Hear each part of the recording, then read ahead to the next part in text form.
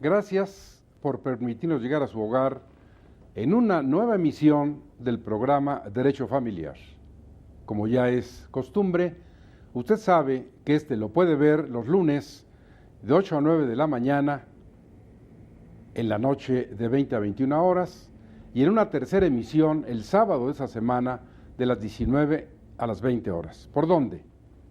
En Cablevisión 112, Sky 639, Dish 731 y a nivel internacional por internet en www.scjn.gov.mx, que con imagen y sonido llega a donde usted lo sintonice.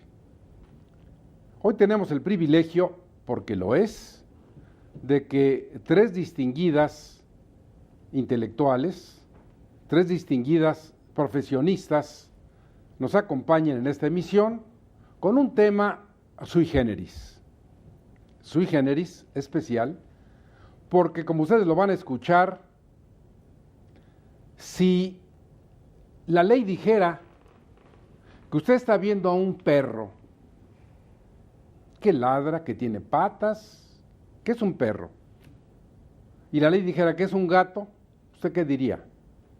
Porque la ley dice que es gato, pues no, ¿verdad? Pues eso va a pasar en este programa, porque hoy vamos a ver cuántas clases de matrimonio, no de divorcio, se regulan en México, y especialmente en el Distrito Federal. Esto, de alguna manera, ha sufrido copias de los códigos civiles, fundamentalmente de España. Ha habido modas, ha habido copias en México mal hechas de estas leyes, que ni siquiera gramaticalmente lo hicieron bien.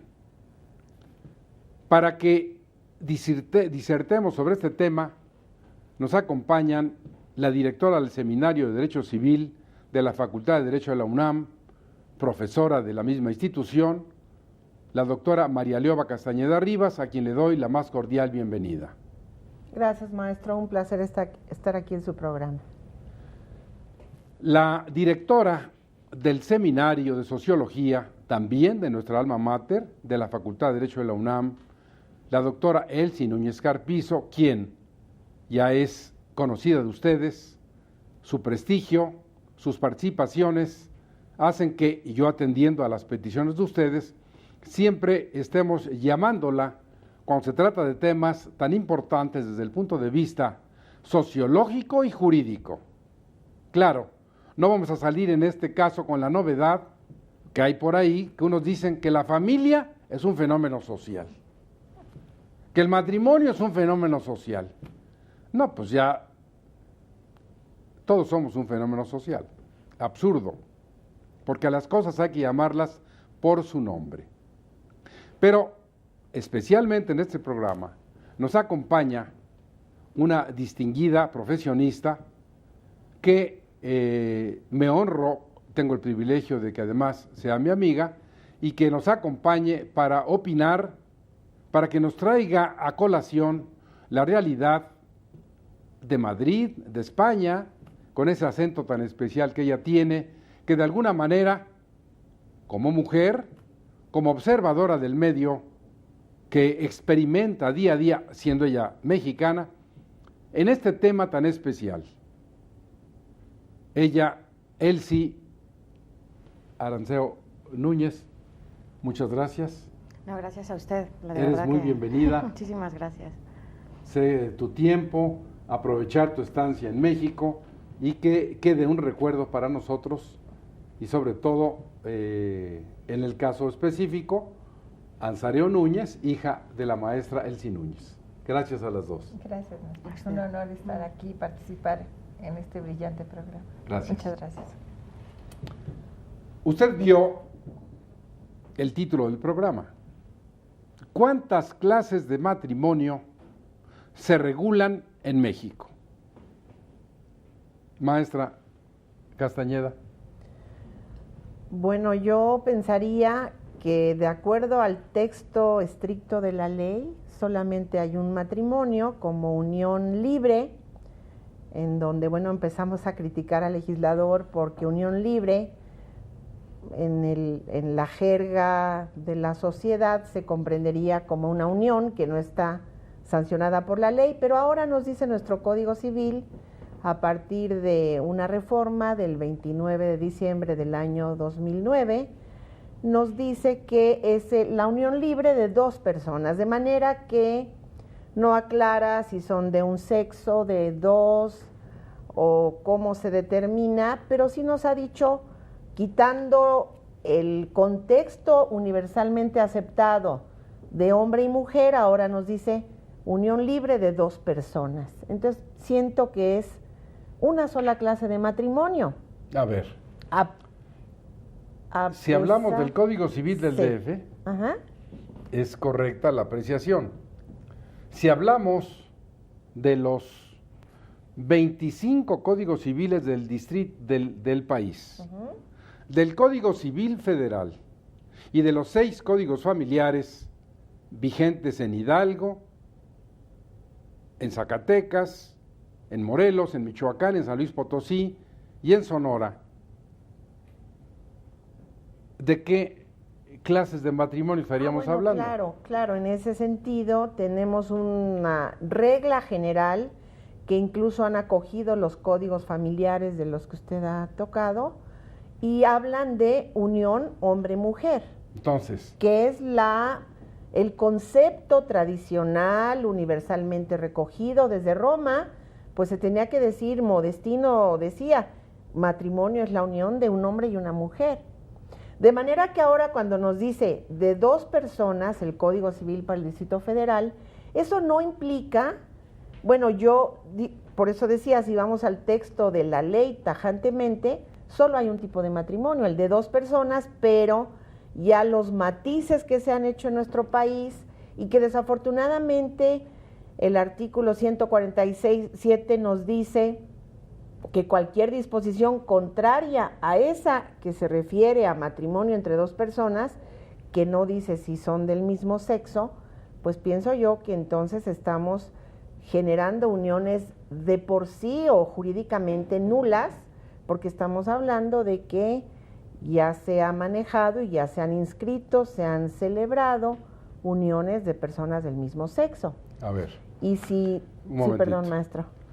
Maestra Elsie Núñez, dice la maestra Castañeda, ya haciendo referencia y entra al tema del Distrito Federal, que el nuevo precepto, el 146, como tú lo conoces, dice que el matrimonio es la unión libre de dos personas.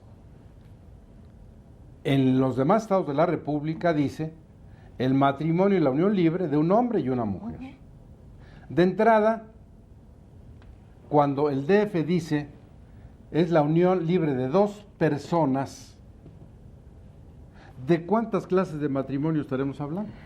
Pues yo creo que lo primero que nos tendremos que interrogar, a lo mejor parece absurdo, pero lo voy a decir porque además se ha escuchado, ¿estamos hablando de personas individuales o una persona moral? Porque al final nada más nos dicen persona.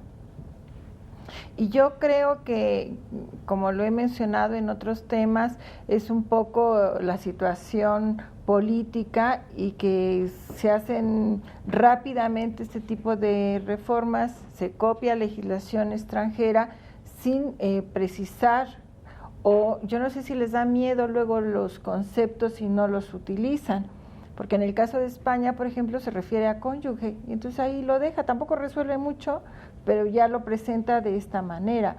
Entonces, sí además, hay que hacer precisión para nuestra distinguida audiencia, que es solo para el Distrito Federal, porque los estados mantienen, y obviamente se refieren a hombre y mujer, ¿verdad? Entonces, bueno, también esto es muy local. Ya que tocas el punto, y ya vamos a aprovechar la presencia de Elsie, tu hija, ya que tocas el punto de Madrid, de España específicamente, ¿tú cómo sientes, sobre todo por tu gran experiencia, el tiempo que tienes allá, la apreciación por todos los sentidos de esta realidad, que se maneja este matrimonio más abiertamente que en México, de homosexuales, de lesbianas y de heterosexuales. Bien, yo destacaría principalmente que la sociedad española, digamos que convive con la homosexualidad, o sea, está más asumida, está más naturalizada. Tú vas por las calles, entras a los locales, a un museo, a un bar, a una tienda y ves parejas del mismo sexo, ves parejas de transexuales y está de alguna manera más normalizado y ha sido un reclamo. No te espantas y es que además es como cualquier persona, y las manifestaciones de cariño y tal, que por ejemplo eso es una gran diferencia que veo aquí, que no está asumido, hay cierto tabú y tal. Entonces, de alguna manera ha respondido a una necesidad de la sociedad española, que fue una promesa electoral de 2004 del actual presidente de gobierno, José Luis Rodríguez Zapatero, y que responde a una necesidad coherente también. Y además, yo desde mi posición, pues sí, distinto a lo que aquí se está comentando, ¿no? O sea, es muy importante llamar las cosas por su nombre, y me ha encantado lo que usted ha dicho con respecto a los fenómenos sociales, y reitero, ¿no? O sea, llamar las cosas por su nombre. Eso es impresionante que lo digas en tan pocas palabras y sea tan preciso. Llamar a las cosas por su nombre. La maestra Elsie Núñez fue muy generosa, yo no lo voy a hacer tanto, porque el legislador del Distrito Federal no sabe legislar, no sabe español, porque era muy simple, señores. Si el artículo 146 dice, el matrimonio es la unión libre de dos personas, y bien dice Elsie Núñez y Elsie Ansareo, bien dice, llamar las cosas por su nombre. Querían ustedes legislar el matrimonio de personas homosexuales, lesbianas y heterosexuales. Les voy a hacer una sugerencia que lo he reiterado, y para regresar con Elsie Ansareo. ¿Qué pensarías que la ley dijera mexicana, el DF, el matrimonio es la unión libre de dos personas del mismo o diferente sexo, punto? Hombre, es clarificador, ¿no? Ya de una manera ya sabemos a qué nos enfrentamos, ¿no? Como una realidad. Sí. Pero como bien decía tu mamá, bueno, personas jurídicas colectivas, se casa Teléfonos de México con la UNAM. No, pues sí mueve a la hilaridad. Pero evidentemente que se hubieran ahorrado muchas cuestiones con decir la palabra adecuada. Sí, la especificidad, ¿no? Finalmente. Decía la doctora Castañeda Rivas, haciendo una referencia al país, que este es el único estado de la República que lo tiene. Pero esto llegó a la Corte, y ahí también se dijo, se resolvió una controversia constitucional, intervino la Procuraduría General de la República, algunos partidos políticos, pero fíjese usted en esto, donde dice que está regulado el matrimonio de personas del mismo sexo. Dele vuelta al artículo 146. Yo le voy a dar vuelta al canal, vamos a una pausa y regresamos con ustedes en un momento.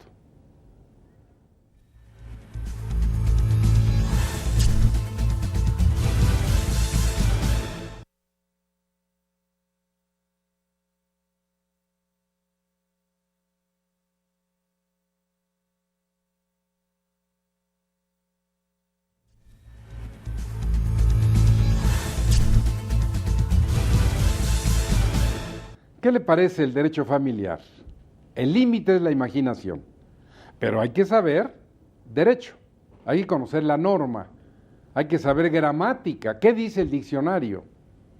Voy a regresar con la doctora Castañeda Rivas y la voy a cuestionar en esto.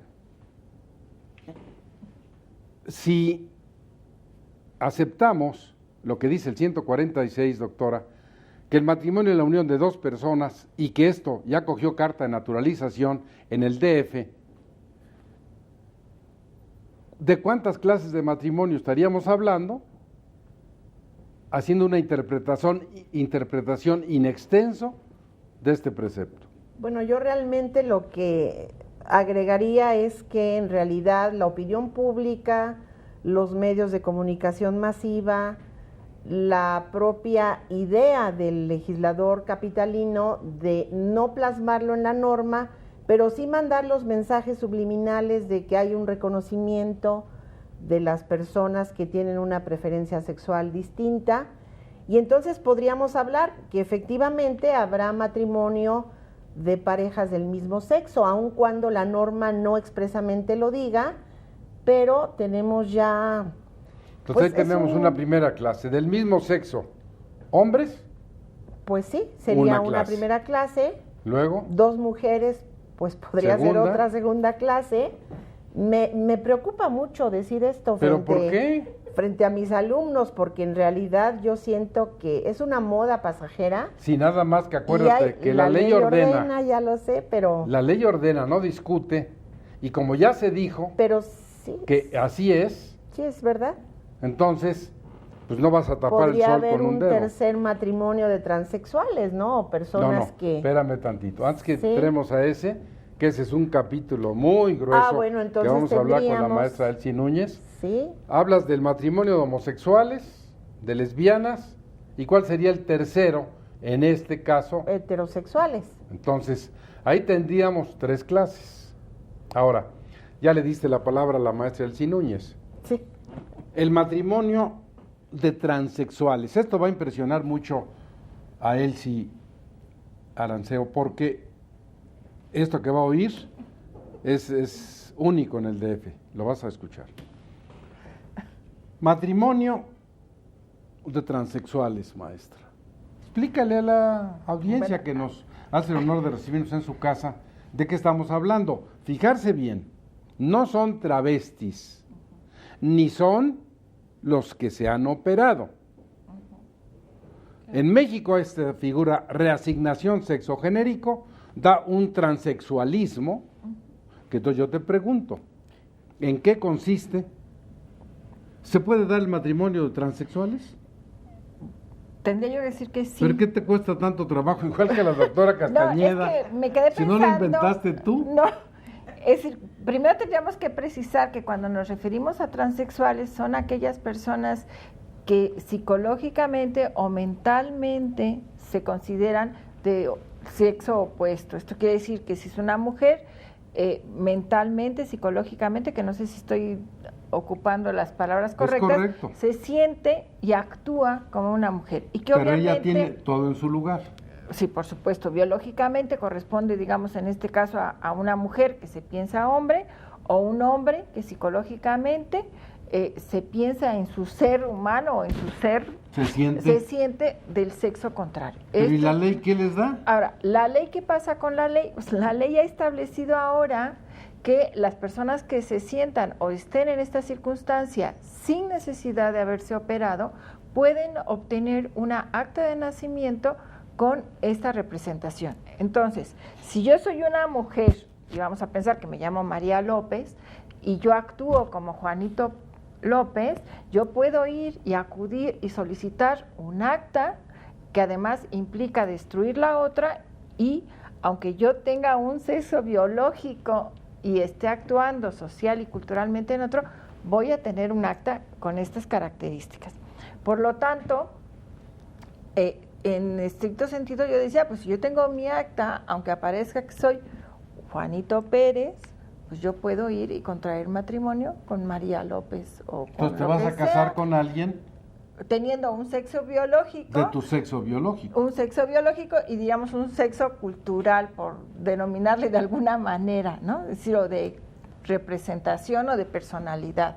Entonces, primero, mi acta va a señalar un sexo que en realidad no tengo, porque biológicamente tengo otro sexo, ¿no? Entonces, yo creo que ahí hay una serie de situaciones un poco, pues en el mejor de los casos, irregulares, ¿verdad?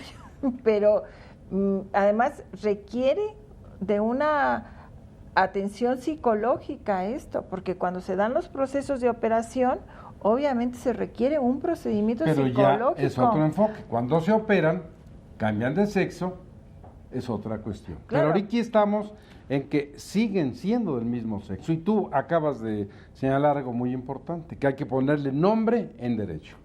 Eso se llama fraude Claro. procesal. ¿Por qué?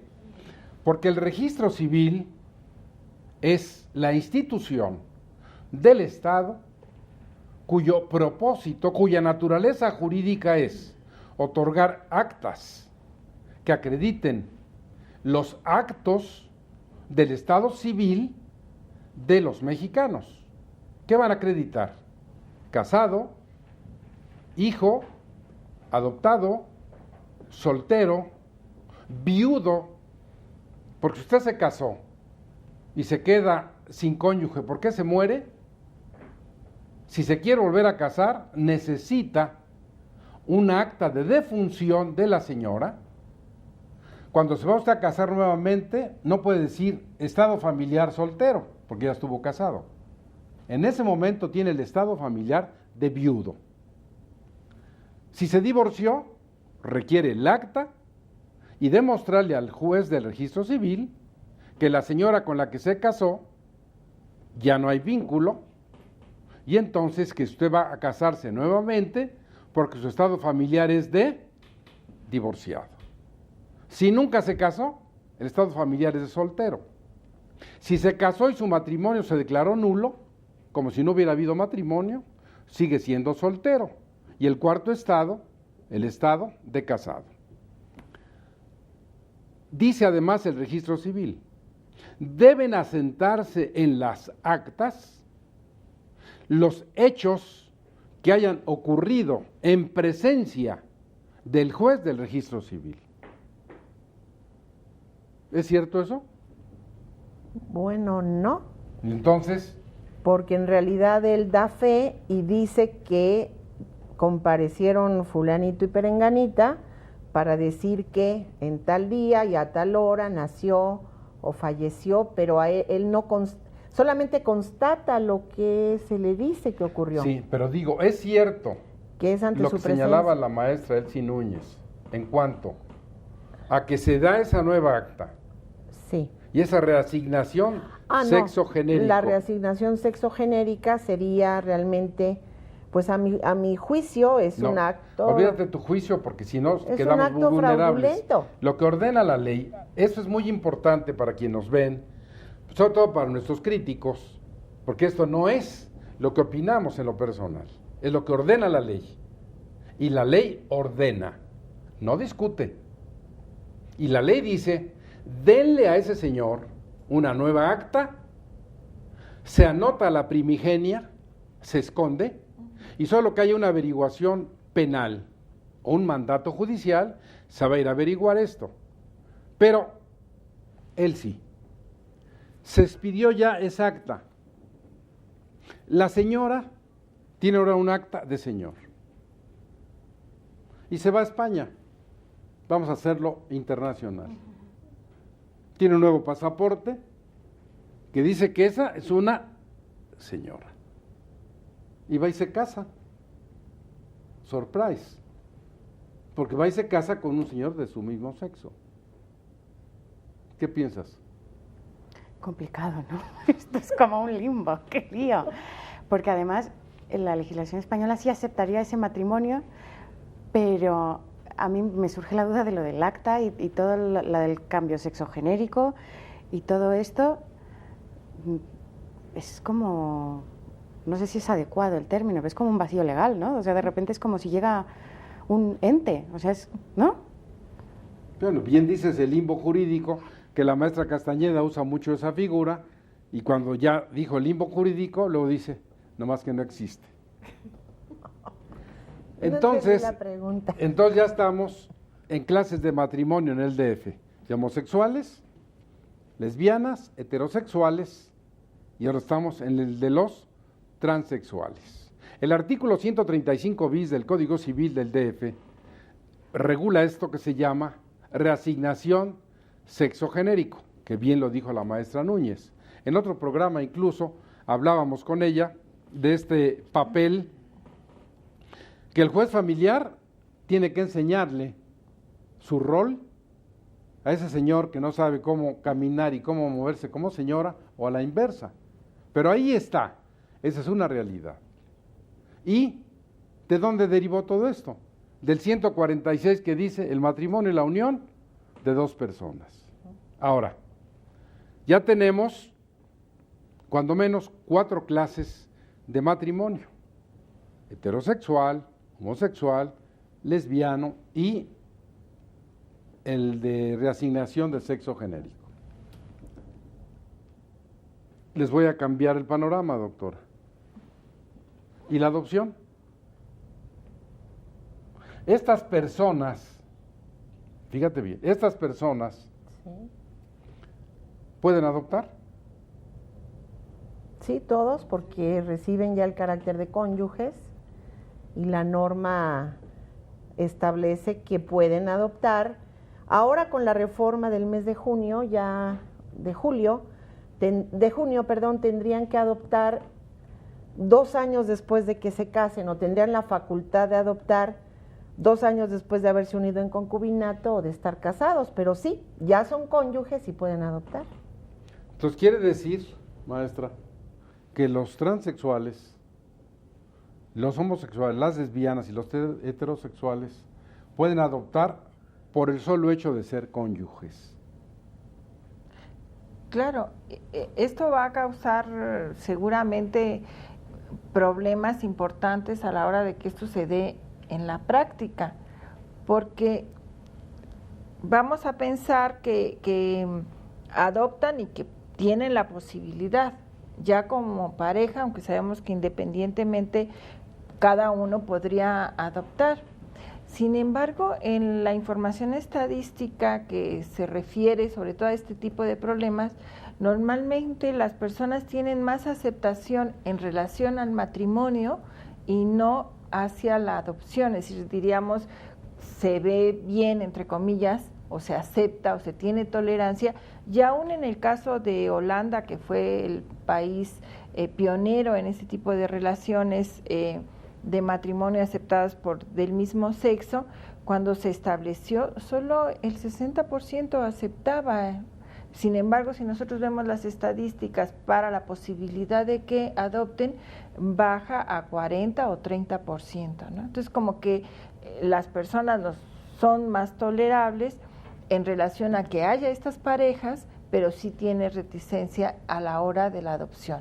Hay que señalar también que el grupo que normalmente tiene una opinión más favorable es la de los jóvenes, obviamente, ¿no? Entre 15 y 30 años, que sean profesionistas, que sean librepensadores, etcétera, y que esto, sin embargo, a lo que bien decía Elsie, a la hora de llevarlo a la práctica es muy problemático, ¿no? Una cosa es lo que establece y ordena la ley, pero a mí no me pueden obligar a tener un comportamiento adecuado con cualquiera que sea, del mismo sexo, lesbianas, gay, transexual o lo que sea.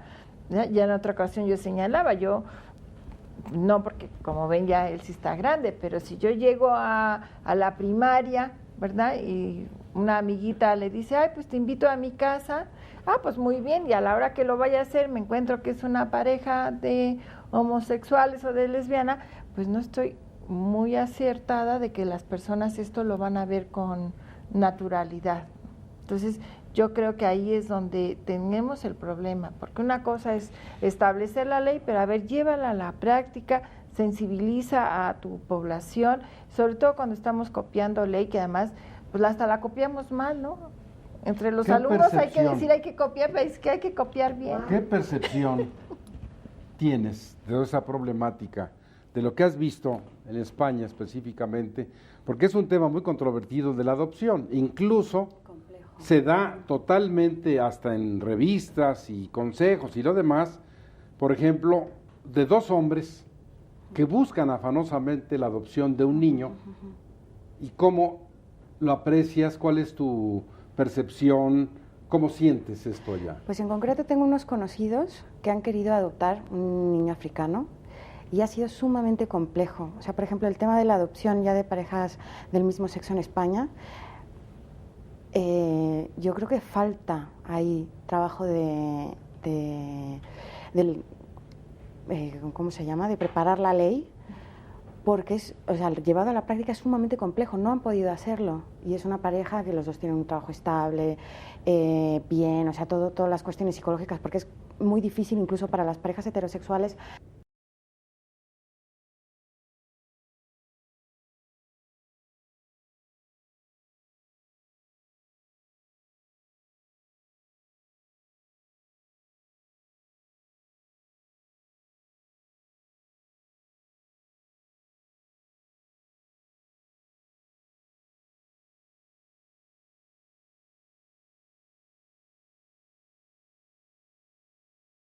En realidad,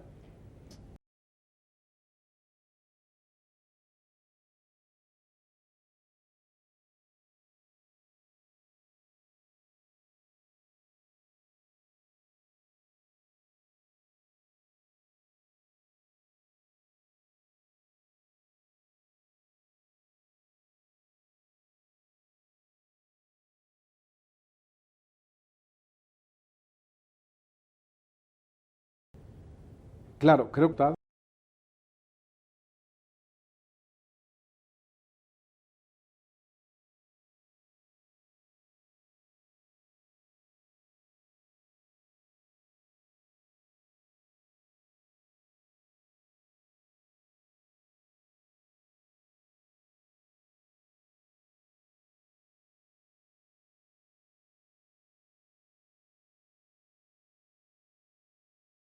que tengan hijos adoptados.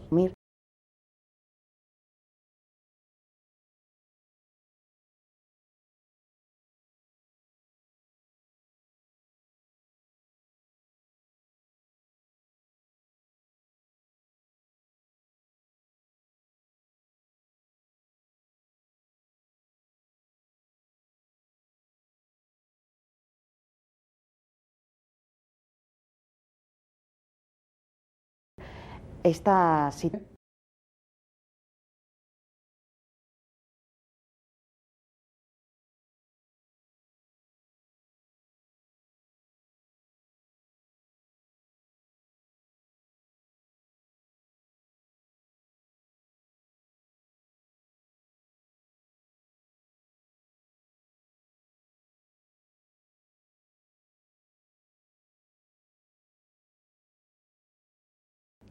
Sino esta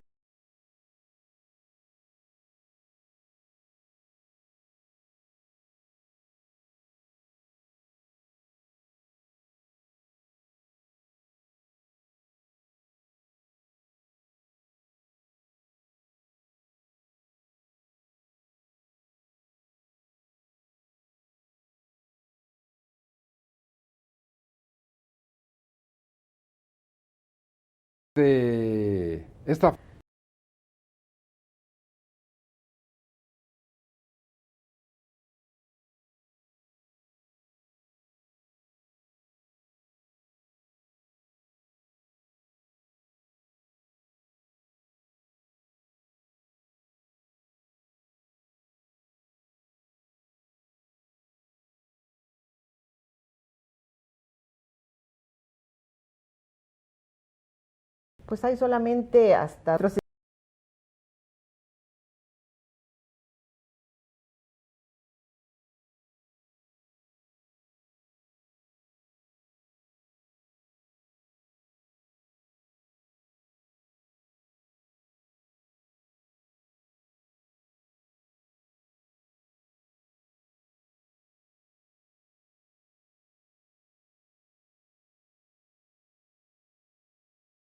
civil, bueno, pero y que bueno, no contaron, no sumaron.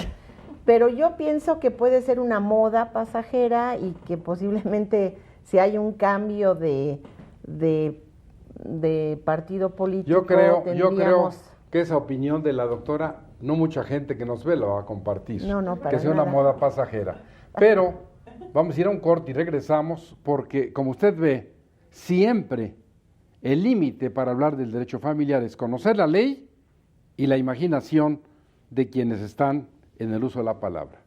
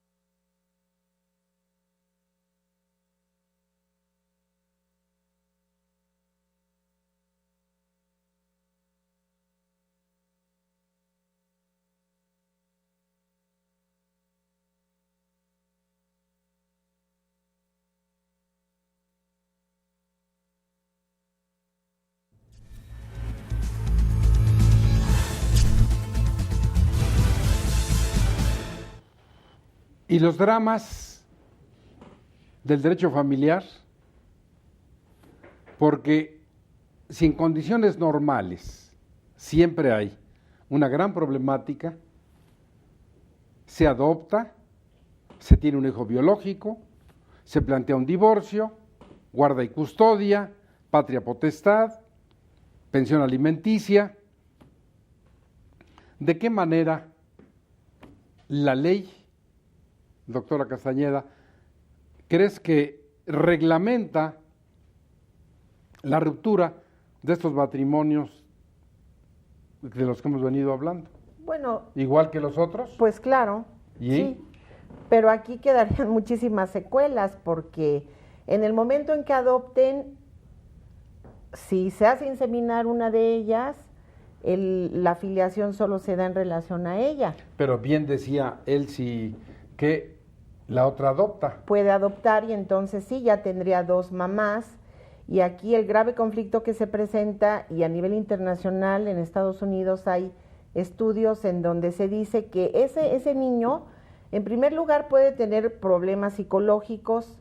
Si normalmente por ser adoptado hay que tener un tratamiento psicológico, si se convive en una familia que llamaríamos nosotros irregular, en donde no se tiene la idea del rol que juega una mamá y un papá, sino que los dos son del mismo sexo, vamos a causarle un grave conflicto al menor.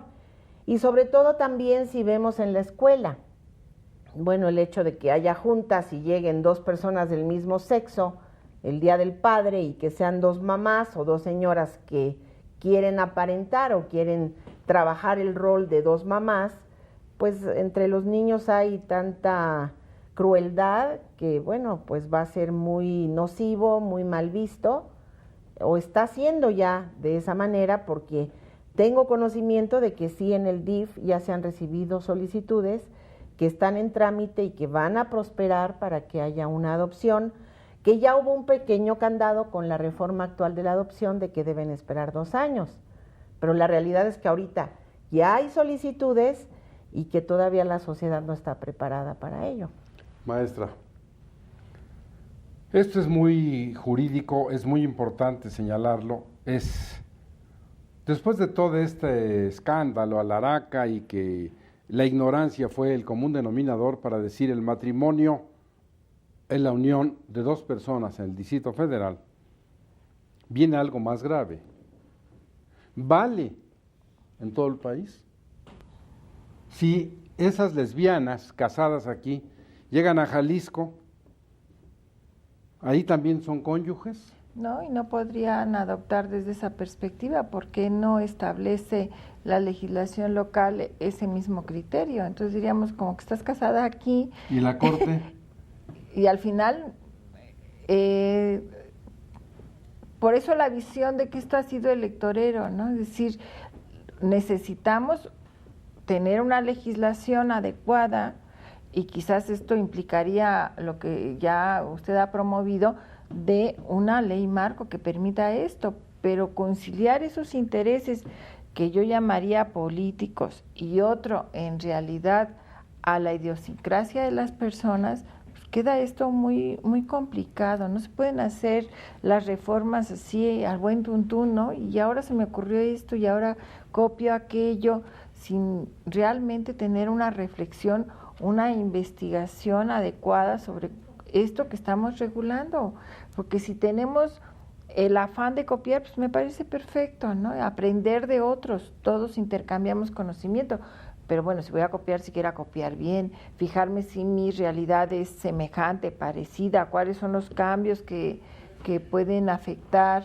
etcétera, ¿no? Que la verdad es que te quedas con una sensación de que realmente no se están resolviendo los problemas o se pretenden resolver a través de una ley y esta no es la forma, definitivamente, ¿no?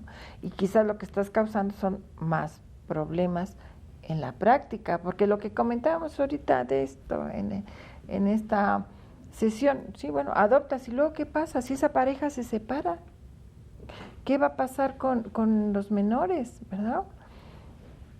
Pues la verdad no sabría tampoco cuál es la respuesta, es decir, cómo lo van a solucionar este punto. Si son del sexo hombres, también más complicado. Y yo ahí en el caso de la inseminación artificial, aunque normalmente se supone que hay que no se identifica al donante, en muchos casos se identifica al donante. ¿Qué va a pasar con los derechos de ese padre? ¿Qué va a pasar cuando hay vientres de alquiler? Pues ya también el principio de que la madre siempre es la madre, también tendríamos que entrar a otra serie de problemáticas que se van a dar con los vientres de alquiler.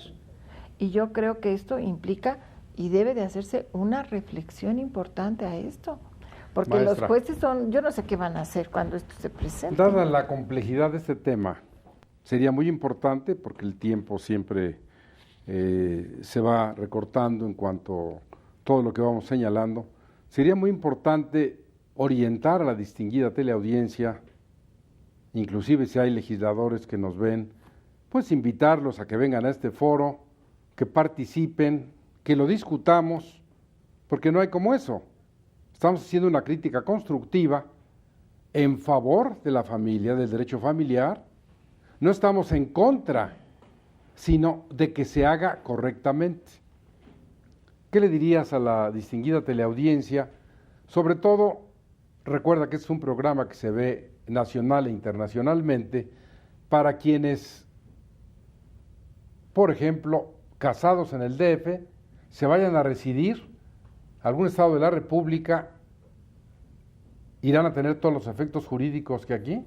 Bueno, sí, hay en este sentido, y el propio Código Federal, el Código Civil y las legislaciones del país, el Estado civil sigue a la persona en donde ella se encuentre. Entonces, efectivamente, si se casaron en México y le dan residencia en Yucatán, por ejemplo, a su unión, ese matrimonio es válido porque, por supuesto, el Estado civil sigue a la persona hacia donde vaya. O sea, ya vale el de los homosexuales. Sí, ellos llegan y se presentan como casados. Yo el otro día en un avión de Acapulco encontré que yo presumo que se habían casado en México y era una pareja de dos hombres que, bueno, presumían muchísimo el anillo de bodas y vale el matrimonio, pero, por ejemplo, la interrogante es, que es donde pensamos que está mal hecha la reforma, ¿qué va a pasar si en Yucatán fijan su domicilio,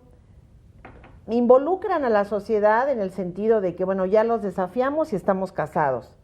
Asumimos que están casados, pero si solicitan celebrar una adopción, ese acto jurídico de adopción no se podría otorgar, pienso yo, en el contexto de la norma actual, porque ellos tendrían que comprobar primero que son matrimonio, y lo que se dice en Yucatán es hombre y mujer. Entonces, y pero si tú dices que sí vale allá. Bueno, el Estado civil le sigue hacia donde vayan. Si se van a España o se van a cualquier otro lugar del mundo. Entonces esta pareja sí de homosexuales son cónyuges en Yucatán. Son cónyuges en todos lados. No, pero que acabas ellos de decir que no. Pero si solicitan Entonces, otorgar. ¿son cónyuges para qué? Bueno, a lo que me refiero es que se violenta la ley local cuando se presentan y dicen somos cónyuges y queremos adoptar. Ahí ya tenemos un primer conflicto, por eso algunos estados de la República se inconformaron de no querer aceptar o de no querer tener la calidad que ha utilizado México para decir matrimonio es la unión de dos personas. Entonces, si solicitan o quieren realizar algún acto jurídico, vamos a tener ese grave problema, que si el matrimonio en cualquier estado de la República, que no sea el Distrito Federal, es unión hombre-mujer, ahí ya tenemos una primera discrepancia. Y como es materia local, y la adopción sería materia local, les podrían decir, bueno, te recibo tu solicitud, pero si se amparan, la justicia federal los va a acoger, les ayuda, pero localmente ya hay un descontrol.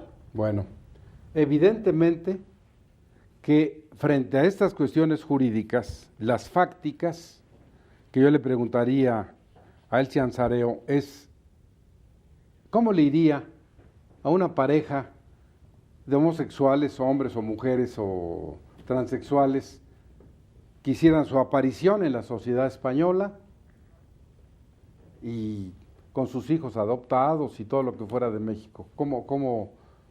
¿Qué te inspira eso? Viniendo de México, Sí, sí. allí, yo creo que bien. Yo ¿Mejor creo que bien. aquí? Sí, con toda seguridad. Ah, pues hay que irse a España. Que no vayan a Yucatán o a Jalisco.